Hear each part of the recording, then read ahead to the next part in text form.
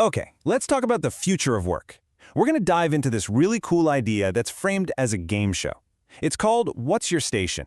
And it takes this huge, collective anxiety we all have about our jobs and asks a pretty wild question.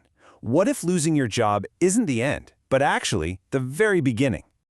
You know that feeling, right? That little hum of anxiety in the back of your mind? The one that says the bots are getting smarter, the AI is learning faster, and that maybe, just maybe, one day your job title might just, poof, vanish. Yeah, it's a scary thought.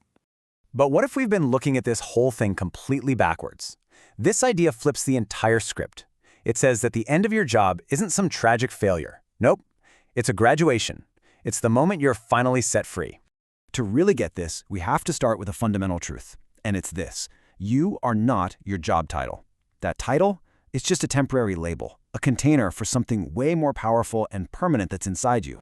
And this right here, this is the heart of it all. Think about it. The specific tasks we do might become obsolete, for sure.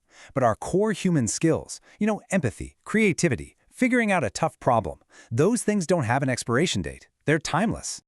So, this game show, What's Your Station? It's set in a future that's running on a totally different operating system than ours. It's a future where your survival is guaranteed, a world very much inspired by the vision of Star Trek. Look at the difference here. On the left, that's our world. We work to survive. Success is about accumulation. On the right, that's their world. Survival's a given. Contribution is what defines you. The whole game changes from how do I make a living to what is my gift and how can I contribute. Your worth isn't about the money you have, it's about the impact you have on everyone else. All right, so theory is one thing, but how does this actually play out?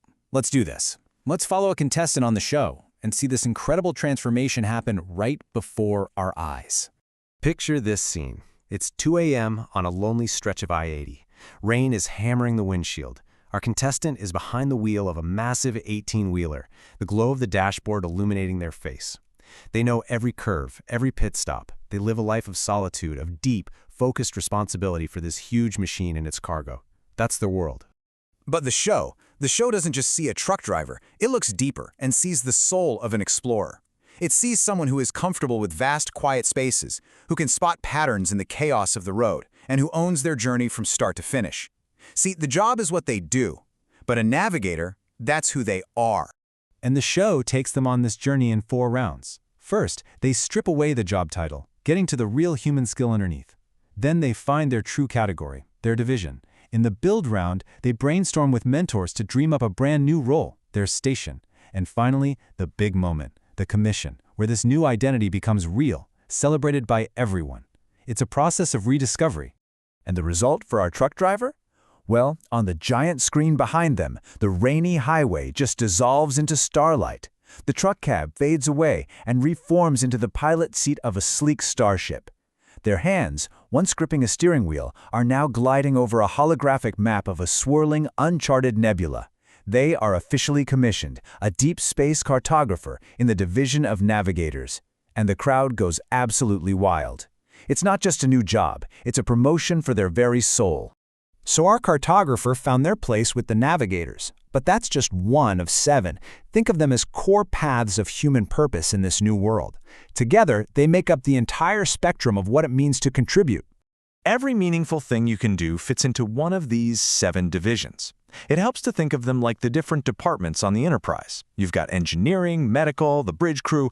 Each one is absolutely essential for the mission. Everyone finds their primary color, their true north. So you've got the healers, right?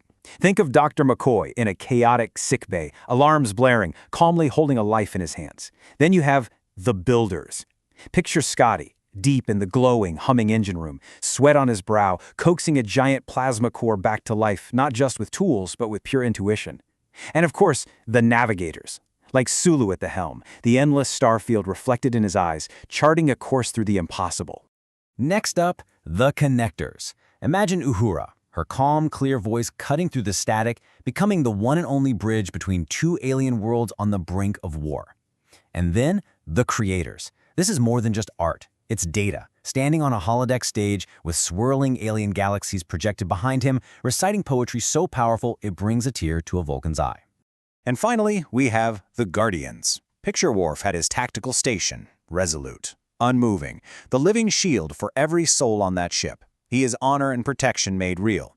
And, of course, the orchestrators. This is Captain Picard on the bridge. He sees everything, every department, every life, the entire system, and with two calm, quiet words. Engage.